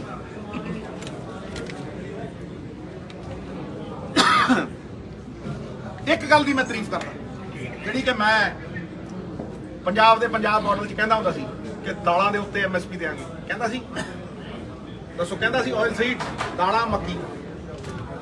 ਅੱਜ ਚੀਫ ਮਿਨਿਸਟਰ ਨੇ ਮੰਨ ਲਿਆ ਵੀ ਦਿੱਲੀ ਨਹੀਂ, ਅਸੀਂ ਪੰਜਾਬ ਮਾਡਲ ਤੇ ਚੱਲਦੇ, ਉਹ ਕਹਿੰਦਾ ਮੱਕੀ ਤੇ ਦੇਾਂਗੇ। ਵਧੀਆ ਗੱਲ ਹੈ। ਤੇ ਮੂੰਗੀ ਦੀ ਦਾਲ ਤੇ ਦੇਾਂਗੇ, ਬੜੀ ਵਧੀਆ ਗੱਲ ਹੈ। ਡਾਈਵਰਸਿਫਿਕੇਸ਼ਨ ਦਾ ਇੱਕ ਬਹੁਤ ਹੀ ਵਧੀਆ ਤਰੀਕਾ ਹੈ। ਕੋਈ ਮਤਲਬ ਠੇਕਾ ਥੋੜਾ ਲਿਆ ਕ੍ਰਿਟਿਸਾਈਜ਼ ਕਰਨ ਦਾ, ਜਿਹੜੀ ਗੱਲ ਚੰਗੀ ਹੈ ਭਾਈ, ਕ੍ਰੈਡਿਟ ਤੇਰਾ, ਇਤਿਹਾਸ ਤੇਰਾ, ਤਾਕਤ ਤੇਰੀ, ਲੋਕਾਂ ਨੇ ਦਿੱਤੀ, ਲਾ ਜੈ ਜੈਕਾਰ। ਵੀ ਕੈਨੋਟ ਅਫੋਰਡ ਟਿਊਬਵੈਲਸ ਐਨੀਮੋਰ। ਲੋਨ ਲੈ ਕੇ, ਕਰਜ਼ਾ ਲੈ ਕੇ ਟਿਊਬਵੈਲ ਲਾਉਣੇ ਆ, ਫਿਰ ਪਾਣੀ ਕੱਢੀ ਜਾਂਦੇ, ਡਾਰਕ ਜ਼ੋਨ ਬਣੀ ਜਾਂਦੇ ਆ। We need to diversify. ਤੇ ਵਾਟ ਬੈਟਰ ਵੇ ਕਿ ਜਿਹੜਾ ਤੁਸੀਂ ਦਾਲਾਂ ਬਾਹਰੋਂ ਲੈਂਦੇ ਆ। ਮੈਂ ਹਮੇਸ਼ਾ ਕਹਿੰਦਾ ਹੁੰਦਾ ਸੀ ਵਿਧਾਨ ਸਭਾ ਦੇ ਬਾਹਰ ਖੜ ਕੇ, ਸਾਲ ਪਹਿਲਾਂ ਮੈਂ ਕਿਹਾ ਕਿ ਭਾਈ ਦਾਲਾਂ ਜਿਹੜੀਆਂ ਤੁਸੀਂ ਆਟਾ ਦਾਲ ਸਕੀਮ ਲਈ ਬਾਹਰੋਂ ਇੰਪੋਰਟ ਕਰਦੇ ਹੋ, ਆਇਲ ਸੀਡ 70% ਇੰਡੀਆ ਇੰਪੋਰਟ ਕਰ ਰਿਹਾ, ਉਹ ਭਾਈ ਤੁਸੀਂ ਲਾਓ, ਹਰਿਆਣਾ ਕਰਦਾ, ਤੁਸੀਂ ਲਾਓ ਪੰਜਾਬ 'ਚ, ਦਾਲਾਂ ਲਾਓ, ਆਇਲ ਸੀਡ ਲਾਓ, ਉਹਨੂੰ ਫਿਨਿਸ਼ ਕਰੋ, ਤੇਲ ਬਣਾਓ, ਦਿਓ। That's a wonderful way of getting the state up, the revival, the resurrection. ਮੈਂ ਉਹਦੀ ਤਾਰੀਫ ਕਰਦਾ। ਇਹ ਦੋ ਵੱਡੇ ਮੁੱਦੇ ਨੇ ਸਾਹਿਬ। ਤੀਸਰਾ ਲਾਅ ਐਂਡ ਆਰਡਰ। ਹੁਣ ਮੈਂ ਮੇਨ ਗੱਲ ਦੇ ਉੱਤੇ ਆ ਰਿਹਾ। ਉਹ ਇਹ ਨਹੀਂ ਵੀ ਮੈਂ ਥਾਂ ਥਾਂ ਤੇ ਜਾਣਾ ਆਪਣੇ ਸਾਥੀਆਂ ਦੇ ਨਾਲ, ਜਿਹੜੇ ਕਿ ਮੇਰੇ ਸਹਿਯੋਗੀ ਨਹੀਂ, ਮਤਲਬ ਮੇਰੀ ਜਿੰਦ ਜਾਨ ਨੇ। ਸਾਰੀ ਕਾਂਗਰਸ, ਕਦੇ ਕੋਈ ਆਇਆ ਹੁੰਦਾ, ਕਦੇ ਕੋਈ, ਅੱਜ ਵੀ 20-25 ਲੋਕ ਨੇ। ਆਹ ਨਵਤੇਜ ਕਹਿੰਦਾ ਭਾਜੀ ਮੈਂ ਤਾਂ ਇੰਨਾ ਹਤਾਸ਼ ਆ, ਮੈਂ ਪੱਗ ਨਹੀਂ ਬੰਨੀ ਪਿਛਲੇ 20, ਮੈਂ ਇਹ ਸਾਫਾ ਬਣਵਾ, ਮੈਂ ਦੇਖ ਸ਼ੀਸ਼ੇ 'ਚ ਕਿੰਨਾ ਸਮਾਰਟ ਲੱਗਦਾ, ਚੱਲ ਚਲੀਏ ਆਪਾਂ ਪੰਜਾਬ ਲਈ ਲੜਾਂਗੇ। ਦੇਖੋ ਪੰਜਾਬ ਲਈ ਲੜਨਾ ਇਜ਼ ਅ ਹਿਊਜ ਮੋਟੀਵੇਸ਼ਨ। ਇਹ ਕੋਈ ਉਹਦੇ ਦੀ ਲੜਾਈ ਥੋੜਾ ਨਾ, ਸਮਝੋ ਮੇਰੀ ਗੱਲ। ਇਸ ਕਰਕੇ ਅਸੀਂ we will continue to do it. ਔਰ ਸਭ ਤੋਂ ਵੱਡੀ ਗੱਲ ਜਿਹੜੀ ਮੈਂ ਤੁਹਾਨੂੰ ਦੱਸਣਾ ਚਾਹੁੰਦਾ, ਮੈਂ ਪਰਸੋਂ ਗਵਰਨਰ ਸਾਹਿਬ ਨੂੰ ਮਿਲ ਰਿਹਾ। I have already taken time. ਇਹ ਕੋਈ ਫਾਰਮੈਲਿਟੀਆਂ ਨਹੀਂ ਹੋ ਰਹੀਆਂ, ਤੁਰਥੇ ਹੀ ਜਾਵਾਂਗੇ। ਪਰਸੋਂ Thursday I am meeting the governor, ਸਾਥੀਆਂ ਦੇ ਨਾਲ। ਜਿਹੜਾ ਬੰਦਾ ਆਣਾ ਚਾਹਵੇ ਪੰਜਾਬ ਦਾ ਹਿਤੈਸ਼ੀ ਇਜ਼ ਮੋਸਟ ਵੈਲਕਮ। ਪ੍ਰਧਾਨ ਆਉਣਾ ਚਾਹਵੇ, ਮੈਂ ਪਿੱਛੇ ਹਟ ਜੂ, ਪ੍ਰਧਾਨ ਅੱਗੇ ਲਾ ਦੇਾਂਗੇ, ਉਹਦਾ ਹੱਕ ਹੈ, ਸਮਝੋ। ਮੈਂ ਗਵਰਨਰ ਸਾਹਿਬ ਨੂੰ 11 ਵਜੇ, ਉਹਨਾਂ ਨੇ 3 ਮੈਂਬਰ ਦਾ ਡੈਲੀਗੇਸ਼ਨ ਮੰਗਿਆ ਸੀ, ਨਾਮ ਲਿਖਾਤੇ ਸੀ, ਵੈਸੇ ਨਾਮ ਪਹਿਲਾਂ ਲਿਖਾਉਣੇ ਪੈਂਦੇ, ਅਸੀਂ 3 ਨਾਮ ਦੇ ਚੁੱਕੇ ਹਾਂ, ਰਾਈਟ। 11 ਵਜੇ ਅਸੀਂ ਜਾਵਾਂਗੇ ਉੱਥੇ। ਜਿਹੜਾ ਬੰਦਾ, ਨਾ ਮੈਂ ਕਦੇ ਪ੍ਰੈਸ ਤੋਂ ਭੱਜਿਆ, ਨਾ ਮੈਂ ਬੰਦ ਕਮਰਿਆਂ ਦੇ ਵਿੱਚ ਕੋਟ ਪੈਂਟ ਪਾ ਕੇ ਗੱਲਾਂ ਕਰਦਾ, ਮੈਂ ਤਾਂ ਸ਼ਰੇਆਮ ਸਾਰਿਆਂ ਦੇ ਸਾਹਮਣੇ ਗੱਲ ਕਰਦਾ। ਔਰ ਜਵਾਬਦੇਹੀ ਹੋਣ ਦੀ ਤਾਕਤ ਹੈ ਮੇਰੇ 'ਚ, ਮੋਰਲ ਅਥਾਰਟੀ ਹੈ ਮੇਰੇ 'ਚ। ਇਸ ਕਰਕੇ 11 o'clock Thursday about the burning issues of Punjab। ਸੋ ਨਾਮ ਵੀ ਦੱਸ ਦਿਓ ਕੌਣ ਕੌਣ ਜਾ ਰਹੇ ਜੀ। ਅਸੀਂ ਦੇਖੋ ਲਾਅ ਐਂਡ ਆਰਡਰ ਤੇ ਵੀ ਗੱਲ ਕਰਾਂਗੇ। ਆਉਣ ਵਾਲੀ ਵਿੱਤੀ ਜਿਹੜੀ ਪਰਿਸਥਿਤੀ ਹੈ, financial condition of the state, we will talk about electricity, ਕਿ 2 ਮਹੀਨਿਆਂ ਬਾਅਦ ਕਿਸੇ ਨੂੰ ਦਿੱਕਤ ਨਾ ਹੋਵੇ। ਹੋਰ ਕੁਝ ਹੋਰ ਵੀ ਹੋ ਸਕਦਾ ਹੈ। We will go and tell governor ਸਾਹਿਬ, ਸਰ ਇਹ ਇhtiyat ਵਰਤੇ ਜਾਣ, ਤਾਂ ਕਿ ਪੰਜਾਬ ਦੇ ਲੋਕਾਂ ਨੂੰ ਉਹ ਸਹੂਲਤ ਮਿਲੇ। ਇਹ ਬੜੀ ਵੱਡੀ ਮੋਟੀਵੇਸ਼ਨ ਹੈ ਸਾਡੀ। And we'll do it on Thursday, all are invited. ਹੁਣ ਮਹਾਰਾਜ ਮੈਂ ਇੱਕ ਬੇਨਤੀ ਕਰਨਾ ਚਾਹੁੰਦਾ, ਤੁਸੀਂ ਇੱਕ ਇੱਕ ਕਰਕੇ ਸਵਾਲ ਪੁੱਛੋ। ਦੂਜੀ ਗੱਲ, ਮੁੱਦੇ ਇਹ ਸੀ, ਕਦੇ ਸਵਾਲ ਪੁੱਛ ਕੇ ਮੁੱਦੇ ਹੀ ਨਾ ਕਿਸੇ ਹੋਰ ਪਾਸੇ। ਇੱਕ ਮਿੰਟ ਭਾਜੀ, ਪਲੀਜ਼, ਮੈਂ ਕਿਤੇ ਨਹੀਂ ਜਾਣਾ ਜਦ ਤੁਸੀਂ ਸਵਾਲ ਪੁੱਛਣੇ, ਉਹ ਵੀ ਕਲੀਅਰ ਕਰ ਹੀ ਦਿਓ ਜੀ। ਮੈਂ ਇੱਕ ਮਿੰਟ, ਇਹ ਅਸਲੀ ਪੰਜਾਬ ਦੇ ਲੋਕਾਂ ਦੀ ਜ਼ਿੰਦਗੀ ਨੂੰ ਬਿਹਤਰ ਕਰਨ ਦੀਆਂ ਗੱਲਾਂ ਨੇ। ਇਹ ਮੁੱਦਿਆਂ ਦੀ ਪਹਿਰੇਦਾਰੀ ਹੈ ਜਿਹਦਾ ਬੀੜਾ ਅਸੀਂ ਚੁੱਕਿਆ, ਔਰ ਕਾਂਗਰਸ ਇਹ ਕਰਦੀ ਰਹੇਗੀ। ਸਮਝੋ ਮੇਰੀ ਗੱਲ। ਮੈਂ ਕਰਾਂਗਾ, ਪ੍ਰਧਾਨ ਕਰੇਗਾ, ਬਾਜਵਾ ਸਾਹਿਬ ਕਰਨਗੇ, ਸਾਰੇ ਕਰਨਗੇ। ਅੱਜ ਉਹਨਾਂ ਨੇ ਕਿਹਾ ਮੈਂ ਕਰਾਂ, ਮੈਂ ਮੋਸਟ ਵੈਲਕਮ। 2 ਦਿਨ ਪਹਿਲਾਂ ਰਾਜੇ ਦਾ ਫੋਨ ਆਇਆ ਮੈਨੂੰ, ਕਹਿੰਦਾ ਭਾਜੀ ਮੈਂ ਆਉਣਾ। ਮੈਂ ਹੁਣੇ ਆ ਜਾ, ਅੱਜ ਹੀ ਆ ਜਾ। 4 ਬੰਦੇ ਸੀਗੇ ਨਾਲ, ਮੈਂ ਕਿਹਾ ਜੀ ਅੱਜ ਹੀ ਆ ਜਾ। ਕਹਿੰਦਾ ਨਹੀਂ ਭਾਜੀ ਮੈਂ 2 ਦਿਨਾਂ ਬਾਅਦ ਆਉਂਗਾ। ਮੈਂ ਮੋਸਟ ਵੈਲਕਮ। ਠੀਕ ਹੈ, ਉਹ ਲੋਕਾਂ ਦੇ ਘਰਾਂ ਜਾ ਰਿਹਾ। ਜਿੱਦਣ ਮੇਰੇ ਘਰੇ ਆਊਗਾ ਸਾਰੇ ਦਰਵਾਜ਼ੇ ਖੁੱਲੇ, ਅੱਜ ਤੱਕ ਨਹੀਂ ਆਇਆ। ਚਲੋ ਕੋਈ ਗੱਲ ਨਹੀਂ, ਜਿੱਦਣ ਆਉਣਾ ਚਾਹੇ ਉਸ ਦਿਨ ਆ ਸਕਦਾ। ਮੈਂ ਪਬਲਿਕਲੀ ਕਹਿ ਰਿਹਾ। ਠੀਕ ਹੈ ਜੀ। ਜਿੱਦਣ ਉਹ ਅੰਮ੍ਰਿਤਸਰ ਆਇਆ 10 ਦਿਨ ਪਹਿਲਾਂ ਪ੍ਰੋਗਰਾਮ ਬਣਿਆ ਹੋਇਆ ਸੀਗਾ ਢਿੱਲੋਂ ਸਾਹਿਬ। ਇਟ ਵਾਸ ਮੇਡ, ਤੁਸੀਂ ਮੇਰੇ ਟਵਿੱਟਰ ਤੇ ਜਾਇਓ, ਮੈਂ ਢਿੱਲੋਂ ਸਾਹਿਬ ਦੇ ਘਰੇ ਗਿਆ ਸੀਗਾ, ਉਹਨਾਂ ਦੀ ਸਿਹਤ ਠੀਕ ਨਹੀਂ ਸੀ, ਜਿਹੜਾ ਬਲੱਡ ਕਲੌਟ, ਤੇ ਮੈਂ ਉਹਨਾਂ ਦੇ ਘਰੇ ਗਿਆ ਸੀ। ਉੱਥੇ ਮੈਂ ਉਹਨਾਂ ਨੂੰ ਕਿਹਾ, ਮੈਂ ਕਿਹਾ ਸਰ ਤੁਸੀਂ ਦੱਸੋ ਕਦੋਂ ਠੀਕ ਹੋਏ? ਕਹਿੰਦਾ ਮੈਂ ਯਾਰ ਤੂੰ ਆਇਆ ਹੁਣ ਮੈਂ ਤੇ ਘੋੜੇ ਵਰਗਾ ਹੋ ਜਾਣਾ। ਤੇ ਮੈਂ ਕਿਹਾ ਜੀ ਤੁਸੀਂ ਜਦੋਂ ਹੋ ਜਾਣਾ ਮੈਨੂੰ ਫੋਨ ਕਰਨਾ। ਕਹਿੰਦੇ 10 ਦਿਨਾਂ ਬਾਅਦ ਮੇਰੇ ਕੋਲ ਘਰੇ ਆਣਾ ਉੱਥੇ। ਮੈਂ ਕਿਹਾ ਜੀ ਮੈਂ ਉਦੋਂ date fix. So this is what I had to say. ਮੈਂ ਹੁਣ ਇੱਕ ਇੱਕ ਕਰਕੇ ਤੁਸੀਂ ਜੋ ਸਵਾਲ ਪੁੱਛਣਾ ਜ਼ਿਆਦਾ ਨਾ ਪੁੱਛਣਾ, ਤਾਂ ਕਿ ਇਹ ਮੁੱਦੇ ਹਾਈਲਾਈਟ ਕਰਨਾ, ਇਹ ਮੇਰੀ ਰਿਕੁਐਸਟ ਹੈ ਮੈਡਮ। ਅੱਛਾ ਸਿੱਧੂ ਸਾਹਿਬ ਤੁਸੀਂ ਕਿਹਾ ਸੀਗਾ ਪਹਿਲਾਂ, ਅੱਛਾ ਫਿਰ ਤੁਹਾਨੂੰ ਲੇਡੀਜ਼ ਫਸਟ। ਸਰ ਤੁਸੀਂ ਮੁੱਦਾ ਚੱਕਿਆ ਬਿਜਲੀ ਦਾ, ਤੁਹਾਨੂੰ ਡਾਊਟ ਹੈ ਕਿ ਸਰਕਾਰ ਨੇ ਐਲਾਨ ਕੀਤਾ ਪਰ ਇੰਪਲੀਮੈਂਟੇਸ਼ਨ ਨਹੀਂ ਹੋਈ। ਜਿਸ ਤਰ੍ਹਾਂ ਤੁਸੀਂ ਕਿਹਾ ਵੀ ਸਰਕਾਰ ਕੋਲੇ ਪੈਸਾ ਹੈ ਨਹੀਂ, ਤਾਂ ਇਹ ਪਿਛਲੀ ਵਾਰ ਵੀ ਇਹ ਜਿਹੀਆਂ ਗੱਲਾਂ ਤੁਹਾਡੀ ਸਰਕਾਰ ਦੇ ਵਿੱਚ ਵੀ ਹੋਈਆਂ। ਅਲਟੀਮੇਟਲੀ ਤਾਂ ਲੋਕ ਸਫਰ ਕਰਦੇ, ਇਹਦਾ ਵੇ ਆਊਟ ਕੀ ਤੁਸੀਂ ਦੱਸ ਸਕਦੇ ਹੋ? ਦੇਖੋ ਇਹਦਾ ਵੇ ਆਊਟ ਮੈਂ ਉਦੋਂ ਵੀ ਦੱਸਦਾ ਸੀਗਾ, ਅੱਜ ਵੀ ਮੈਂ ਕਿਹਾ ਇਹਦਾ ਵੇ ਆਊਟ ਇਹ ਹੈ ਕਿ ਪਾਲਿਸੀ ਡਰਿਵਨ ਬਜਟਰੀ ਐਲੋਕੇਸ਼ਨ। ਪਾਲਿਸੀ ਬਣਾਉਣ ਨੂੰ ਭੈਣ ਜੀ ਤੁਹਾਨੂੰ ਬਹੁਤ ਰਿਸਰਚ ਕਰਨੀ ਪਏਗੀ, ਤੁਹਾਨੂੰ ਬਹੁਤ ਕੁਝ ਦੇਖਣਾ ਪਏਗਾ, ਤੁਹਾਨੂੰ ਸਟੱਡੀਜ਼ ਕਰਨੀਆਂ ਪੈਣਗੀਆਂ, ਫਿਰ ਤੁਹਾਡੀ ਪਾਲਿਸੀ ਬਣੇਗੀ। ਫਿਰ ਉਹ ਪਾਲਿਸੀ ਨੂੰ ਲਾਗੂ ਕਰਨ ਦੇ ਲਈ ਪੈਸੇ ਕਿੰਨੇ ਲੱਗਣਗੇ, ਉਹ ਬਜਟਰੀ ਐਲੋਕੇਸ਼ਨ ਹੋਏਗੀ। ਫਿਰ ਉਹ ਬਜਟਰੀ ਐਲੋਕੇਸ਼ਨ ਜਿਹੜੀ ਹੈ ਬਜਟ 'ਚ ਪਾਸ ਹੋਏਗੀ, ਤਾਂ ਜਾ ਕੇ ਉਹ ਜ਼ਮੀਨ ਦੇ ਉੱਤੇ ਲਾਗੂ ਹੋਏਗੀ। ਨਹੀਂ ਤੇ ਗੱਲਾਂ ਦਾ ਕੜਾ ਜਿਹੜਾ ਸਾਰਾ ਹੀ ਵਰਤਾਈ ਜਾਂਦੇ। ਔਰ ਮੈਂ ਪਹਿਲੇ ਦਿਨ ਦਾ ਕਹਿਣਾ ਕਿ ਜੇ ਪੰਜਾਬ ਆਏਗਾ ਸਹੀ ਰਾਹ ਦੇ ਉੱਤੇ ਤੇ ਨੀਤੀਗਤ ਤੇ ਨੀਤੀਆਂ ਦੇ ਨੈਕਸਟ ਕੁਐਸਚਨ ਸਰ। ਸਾਹਿਬ ਐਸਵਾਈਐਲ ਨੂੰ ਲੈ ਕੇ ਦੀ ਗੱਲ ਕੀਤੀ ਸੀ।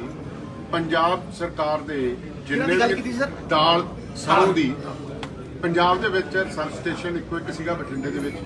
ਪਹਿਲਾਂ ਉਹ ਸਟੇਡੀਅਮ ਬਣਾਇਆ, ਇੱਥੇ ਬਰਾਨੀ ਇਲਾਕਾ ਸੀਗਾ, ਉਹ ਖਤਮ ਕਰਤਾ। ਸ਼ੁਕਰ ਆ ਚਲੋ ਕਾਂਗਰਸ ਦੀ ਸਰਕਾਰ ਨਹੀਂ ਆਈ ਤਾਂ ਸਾਡਾ ਫਰੂਟ ਰਿਸਰਚ ਸਟੇਸ਼ਨ ਵੀ ਸਟੇਡੀਅਮ ਦੀ ਭੇਟ ਚੜ ਜਾਣਾ ਸੀ।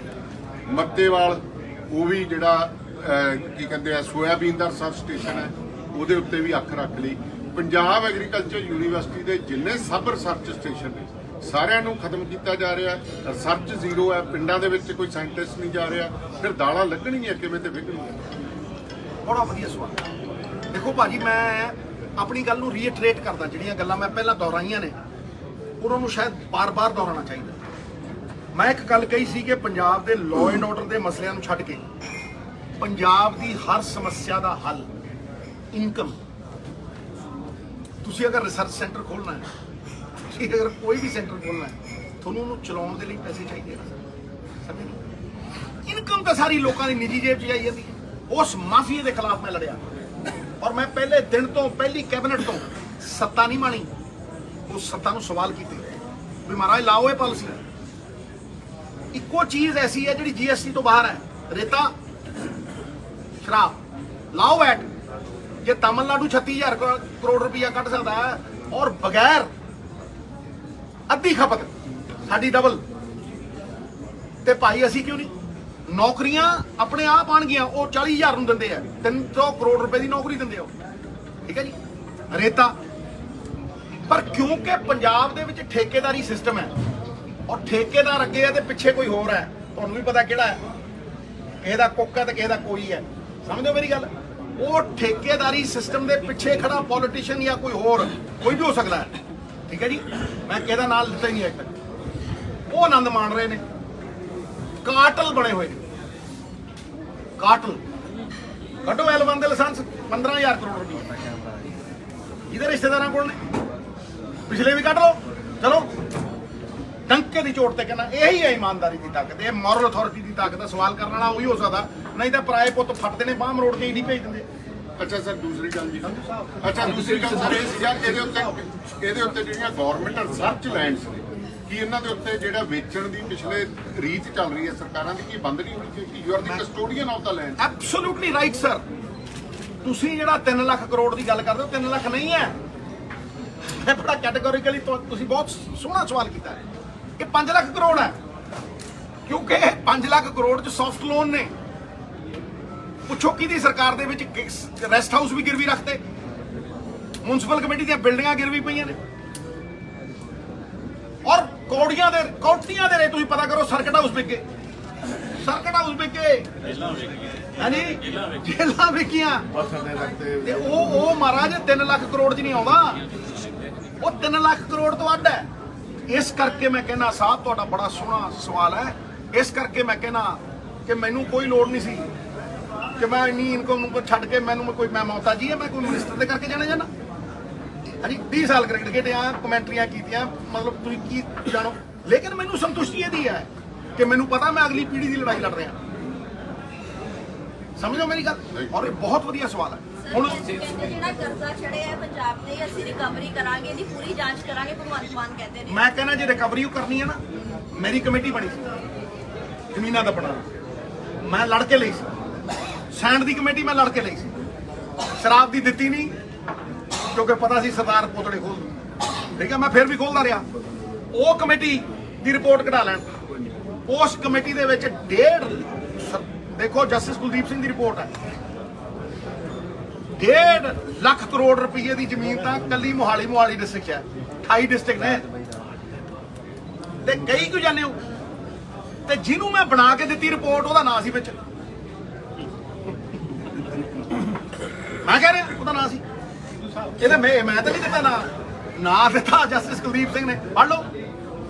ਹੁਣ ਜਿਹਨੂੰ ਮੈਂ ਦੇ ਰਿਹਾ ਜਦੋਂ ਉਹੀ ਵਿੱਚ ਦੱਬੀ ਬੈਠਾ 300, ਤੇ ਇਨਸਾਫ ਕਿੱਥੋਂ ਆਉਣੇ ਆ? ਅੱਜ ਉਹ ਨਹੀਂ ਹੈਗੇ, ਅੱਜ ਉਹ ਨਹੀਂ, ਮੈਂ ਨਾਂ ਨਹੀਂ ਲੈਣੇ ਫਿਰ ਕੇ, ਅੱਜ ਉਹ ਨਹੀਂ ਹੈਗੇ, ਤੁਸੀਂ ਨਵੇਂ ਹੋ ਕੇ ਆਏ ਹੋ, ਠੋਕਦੇ ਹੋ। ਸਰਕਾਰ ਦੇ ਇਸ ਫੈਸਲੇ ਨੂੰ ਕਿਸ ਤਰ੍ਹਾਂ ਦੇਖਦੇ ਹੋ, ਜਿਹੜਾ ਉਹ ਕਹਿੰਦੇ ਵੀ ਅਸੀਂ ਰਿਕਵਰੀ ਕਰਾਂਗੇ, ਪੂਰੀ ਜਾਂਚ? ਮੈਂ ਕਹਿੰਦਾ ਮੈਂ ਵਧਾਈ ਦਿੰਦਾ, ਚੋਰ ਨੂੰ ਠੋਕਣ ਦੇ ਵਿੱਚ ਕੋਈ ਉਹ ਕਿੰਤੂ ਪਰੰਤੂ ਹੈ, ਰਗੜ ਦਿਓ। ਕੌਣ ਰੋਕਦਾ? ਮੈਂ ਨਾ ਕੌਣ ਰੋਕਦਾ? ਮੈਂ ਕਹੂੰਗਾ ਵੀ ਸਾਰਿਆਂ ਦੇ ਨਾਂ ਕਰੋ, ਖਹਿਰਾ ਸਾਹਿਬ ਵੀ ਕਹੀ ਜਾਂਦੇ ਆ, ਮੈਨੂੰ ਫੋਨ ਕਰਦਾ ਰਹੋ, ਲਓ ਕਰੋ ਲਾਗੂ ਨਾਲ ਦੀ ਨਾਲ, ਔਰ ਦੱਸੋ ਵੀ ਕਿਹੜੇ ਪਤਵੰਤੇ ਪੋਲੀਟੀਸ਼ੀਅਨ ਨੇ ਜਿਨ੍ਹਾਂ ਨੇ ਦੱਬੀਆਂ। ਸਿੱਧੂ ਸਾਹਿਬ ਹਾਈ ਕਮਾਨ ਨੇ ਸੁਨੀਲ ਜਾਖੜ ਤੋਂ ਜਵਾਬ ਮੰਗਿਆ, 15 ਦਿਨ ਬੀਤ ਚੁੱਕੇ ਨੇ ਪਰ ਨੋਟਿਸ ਦਾ ਜਵਾਬ ਨਹੀਂ ਦਿੱਤਾ, ਤੁਸੀਂ ਮੁਲਾਕਾਤ ਕੀਤੀ? ਭਾਈ ਜੀ ਮੈਂ ਜਾਖੜ ਸਾਹਿਬ ਨੂੰ ਕਿਸੇ ਨੂੰ ਵੀ ਕਾਂਗਰਸ ਦੇ ਬੰਦੇ ਨੂੰ ਮਿਲ ਸਕਦਾ, ਇਹਦੇ ਚ ਨੋਟਿਸ ਕਿੱਥੋਂ ਆ ਗਿਆ? ਨੋਟਿਸ ਬਾਰੇ ਮੈਂ ਇਹੀ ਕਹਿਣਾ ਹੈ, ਬੱਸ 'ਚ ਫੱਟੀ ਲਿਖੀ ਹੁੰਦੀ ਹੈ, ਸਵਾਰੀ ਆਪਣੇ ਸਮਾਨ ਦੀ ਆਪ।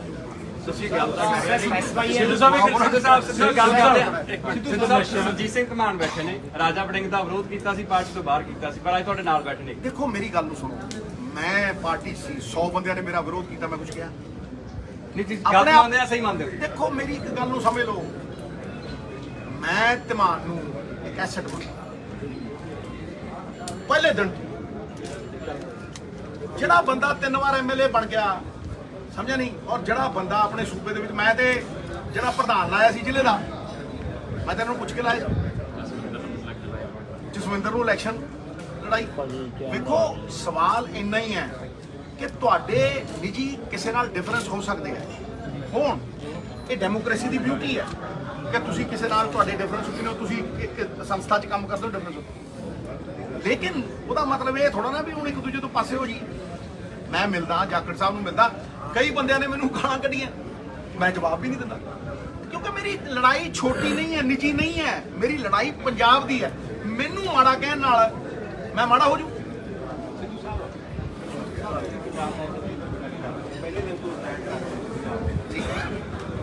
ਫ੍ਰੈਂਕਲੀ ਇਲੈਕਸ਼ਨ ਵੇਲੇ ਤੁਹਾਡੀ ਪੰਜਾਬ ਦਾ ਮਾਡਲ ਸੀਗਾ ਉਹ ਕਾਂਗਰਸ ਨੇ ਰੱਦ ਕਰ ਦਿੱਤਾ।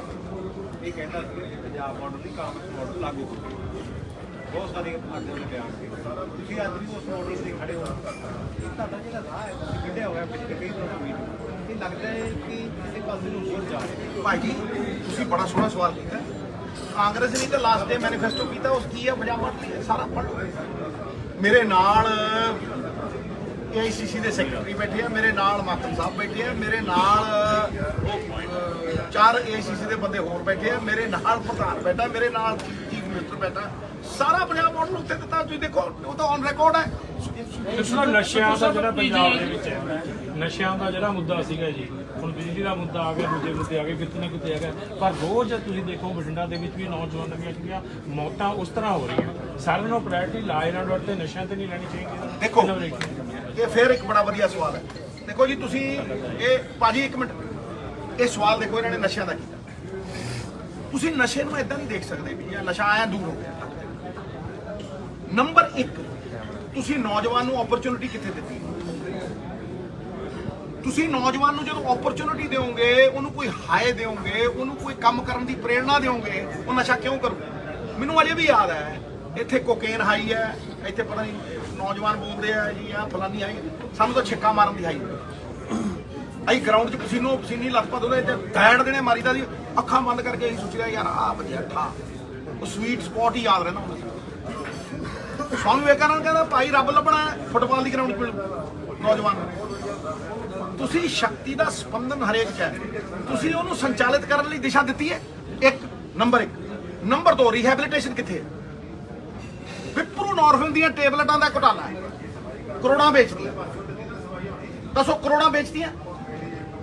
ਹਾਂਜੀ, that is not rehabilitation. ਵਿਪਰੂ ਨੋਰਫਿਨ ਨਾਲ ਕੋਈ ਰੀਹੈਬਿਲਿਟੇਸ਼ਨ ਭਾਈ ਕੰਸਲਟੈਂਸੀ ਹੁੰਦੀ ਹੈ, ਘੰਟਾ ਗੱਲਾਂ ਕਰਦੇ ਨੇ ਨਿਊਰੋਪੈਥਸ ਨਾਲ। ਉਸ ਤੋਂ ਬਾਅਦ ਨਸ਼ੇ ਚੋਂ ਨਿਕਲਣ ਦੇ ਲਈ ਘੱਟ ਤੋਂ ਘੱਟ ਨਹੀਂ ਸਾਲ ਦਵਾਈਆਂ ਖਾ ਕੇ ਫਿਰ ਬੰਦਾ ਨਿਕਲਦਾ। ਨੰਬਰ 3, ਜੌਬ ਓਪਰਚੁਨਿਟੀਜ਼ ਕਿੱਥੋਂ ਆਉਣਗੀਆਂ? ਮੈਂ ਕਿਹਾ ਸੀ ਸਰਦਾਰ ਮਨਮੋਹਨ ਸਿੰਘ ਨੇ ਆ ਕਲਸਟਰ ਫਾਰਮ ਦੇ ਵਿੱਚ ਨੌਕਰੀਆਂ ਦਿੱਤੀਆਂ ਸੀ, ਅਸੀਂ ਕਲਸਟਰ ਬਣਾਵਾਂਗੇ। ਚੁੱਕ ਲਓ, ਮੇਰੇ ਘਰ ਦੀ ਥੋੜਾ ਨਾ, ਮੇਰਾ ਤਾਂ ਅਨੁਭਵ ਹੈ 18 ਸਾਲਾਂ ਦਾ। ਚੁੱਕ ਲਓ, ਕਲਸਟਰਾਂ ਦੇ ਵਿੱਚ ਦੇਖੋ ਕਿੰਨੀਆਂ ਨੌਕਰੀਆਂ ਠਾਂ ਕਰਦੀਆਂ। ਜਿਹੜੀ ਜਗ੍ਹਾ ਦੇ ਉੱਤੇ ਜੋ ਉਗਦਾ ਹੈ, ਜਿਹੜੀ ਜਗ੍ਹਾ ਦੇ ਵਿੱਚ ਜਿਹੜੀ ਐਕਸਪਰਟੀਜ਼ ਹੈ, ਇੱਥੇ ਕਪਾਹ ਹੈ, ਸਪਿਨਿੰਗ ਮਿਲਾਂ ਲਾਓ, ਕਲਸਟਰ ਫਾਰਮੇਸ਼ਨ ਕਰੋ। ਔਰ ਨੌਜਵਾਨਾਂ ਨੂੰ ਪੌਣੇ ਘੰਟੇ ਦਾ ਸੰਬੋਧਨ ਹੈ, ਚੱਕੋ ਟਵਿੱਟਰ ਦੇ ਉੱਤੇ ਦੇਖੋ 45 ਮਿੰਟ ਦਾ ਉਹ ਇੱਕ ਸੋਲੂਸ਼ਨ ਹੈ ਉਹਦੇ 'ਚ। ਲੇਕਿਨ ਪੋਲੀਟੀਕਲ ਵਿਲ ਚਾਹੀਦੀ ਹੈ, ਨੰਬਰ 1। ਨੰਬਰ 2, ਐਡਮਿਨਿਸਟ੍ਰੇਟਿਵ ਪਾਵਰ ਚਾਹੀਦੀ ਹੈ। ਸਾਨੂੰ ਤਾਂ ਪ੍ਰਧਾਨ ਹੋਣ ਦੇ ਨਾਤੇ ਬੰਦਾ ਨਹੀਂ ਲਾਣ ਦਿੱਤਾ। 3 ਮਹੀਨੇ ਅਸਤੀਫਾ ਦੇ ਹੀ ਰੱਖਿਆ ਵੀ ਭਾਈ ਡੀਜੀਪੀ ਬਦਲੋ। ਤੇ ਲੜਾਈਆਂ ਬੜੀਆਂ ਲੜੀਆਂ, ਕਿਹੜੀ ਉਹਦੇ ਦੀ ਲੜਾਈ ਲੜੀ? ਹੁਣ ਅੱਜ ਕਿਹੜੇ ਉਹਦੇ ਲਈ ਲੜ ਰਹੇ ਹਾਂ? ਮੈਂ ਨਸ਼ਿਆਂ ਦੇ ਮਾਮਲੇ ਦੇ ਉੱਤੇ ਤੁਸੀਂ ਗੱਲ ਕਰ ਰਹੇ ਹੋ। ਅੱਜ ਪੀਜੀਆਈ ਦੀ ਰਿਪੋਰਟ ਆਈ ਹੈ, ਮੈਂ 3 ਗੱਲਾਂ ਕਹੀਆਂ ਸਰ। ਪੀਜੀਆਈ ਦੀ ਰਿਪੋਰਟ ਆਈ ਹੈ 16% ਪੰਜਾਬ ਦੇ ਜਿਹੜੇ ਯੂਥ ਹੈ ਉਹ ਡਰੱਗ ਐਡਿਕਟ ਹੈ। ਦੁਨੀਆ ਦੇ ਵਿੱਚ 2% ਤੋਂ ਵੱਧ ਨਹੀਂ, ਹਰ 7ਵਾਂ ਪੰਜਾਬੀ ਪੀਜੀਆਈ ਕਹਿ ਰਿਹਾ ਡਰੱਗ ਐਡਿਕਟ ਹੈ।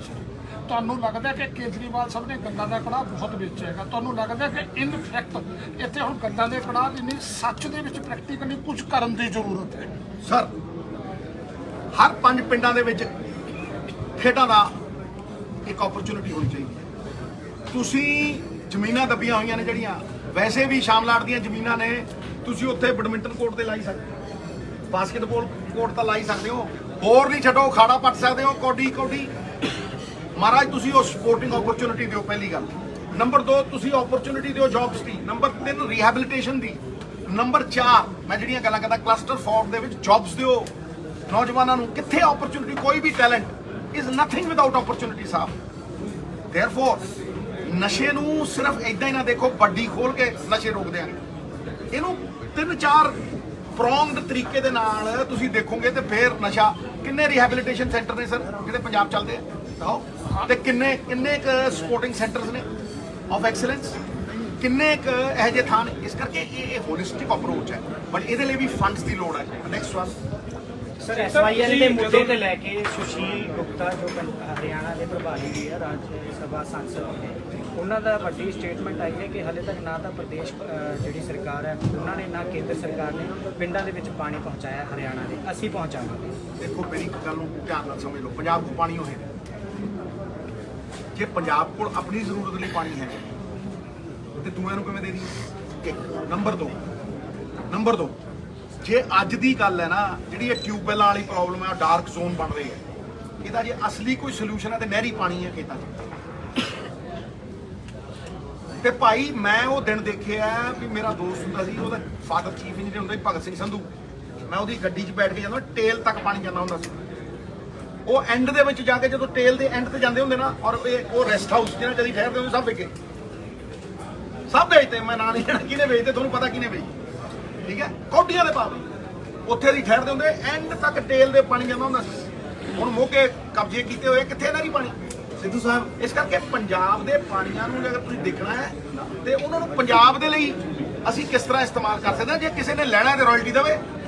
ਸਿੱਧੂ ਸਾਹਿਬ, ਹਾਂਜੀ ਸਿੱਧੂ ਸਾਹਿਬ, ਜਿੰਨੀਆਂ ਵੀ ਹੁਣ ਤੱਕ ਤੁਹਾਡੀਆਂ ਪੰਜਾਬ 'ਚ ਮੀਟਿੰਗਾਂ ਹੋਈਆਂ ਕਾਂਗਰਸ ਲੀਡਰਸ਼ਿਪ ਨਾਲ ਜਾਂ ਐਮਐਲਏ ਨਾਲ, ਇਸ ਤੋਂ ਲੈ ਕੇ ਹੁਣ ਅਗਲਾ ਪੜਾਅ ਤੁਹਾਡਾ ਕੀ ਹੋਊਗਾ? ਕੋਈ ਪੰਜਾਬ ਲੈਵਲ ਤੇ ਕੋਈ ਵੱਡਾ ਕੱਟ ਜਾਂ ਹਾਈ ਕਮਾਂਡ ਨੂੰ ਮਿਲਣਾ?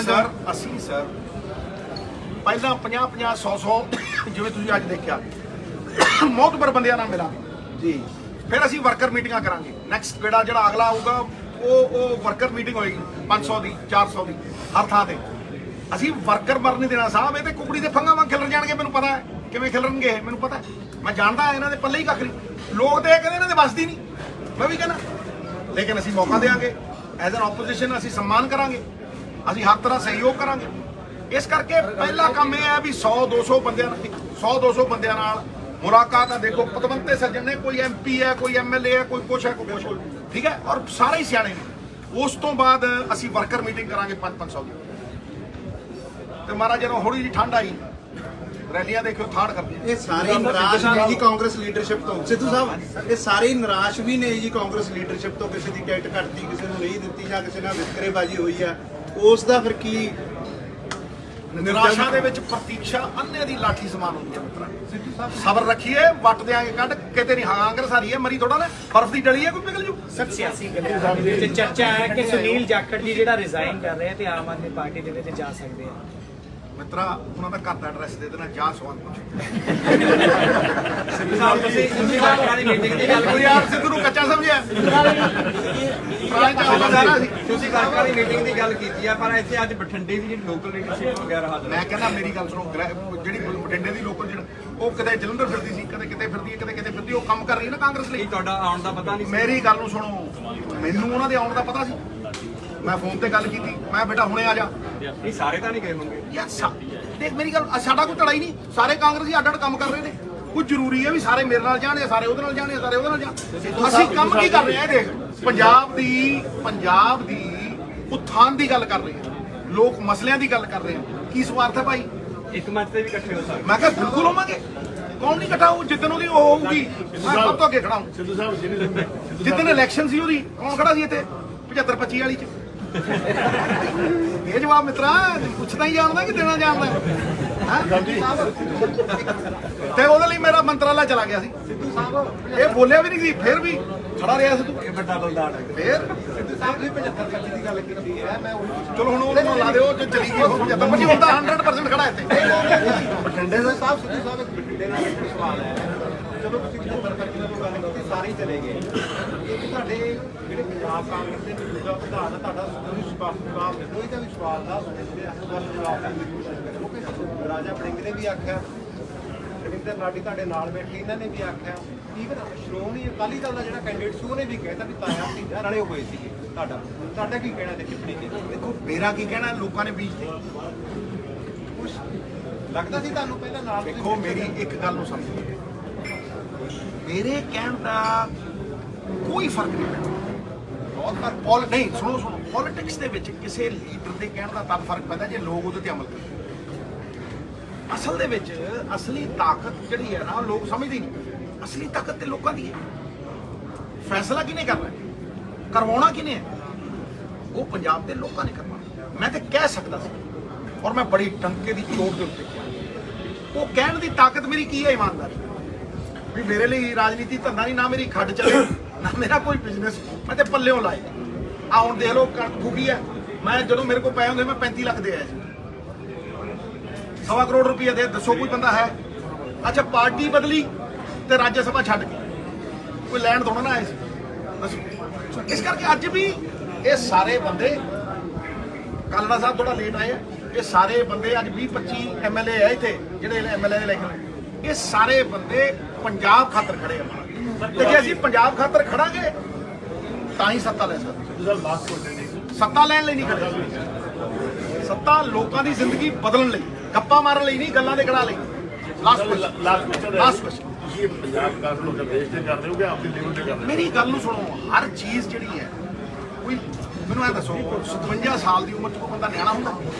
ਮੈਨੂੰ ਇਹ ਦੱਸ, ਜਦੋਂ ਅਸੀਂ ਆਪੋਜੀਸ਼ਨ ਨੂੰ ਜਵਾਬਦੇਹੀ ਬਣਾ ਰਹੇ ਹਾਂ, ਪੰਜਾਬ ਦੇ ਮੁੱਦੇ ਚੱਕ ਰਹੇ ਹਾਂ, ਅਸੀਂ ਪੰਜਾਬ ਦੇ ਵੀ ਭਲੇ ਲਈ ਕਰ ਰਹੇ ਹਾਂ, ਕਾਂਗਰਸ ਦੇ ਵੀ ਭਲੇ ਲਈ ਕਰ ਰਹੇ ਹਾਂ। ਇੱਥੇ ਉੱਠੋ, ਕਾਂਗਰਸ ਘਰੇ ਬਹਿ ਕੇ ਤੇ ਨਹੀਂ ਉੱਠਣੀ।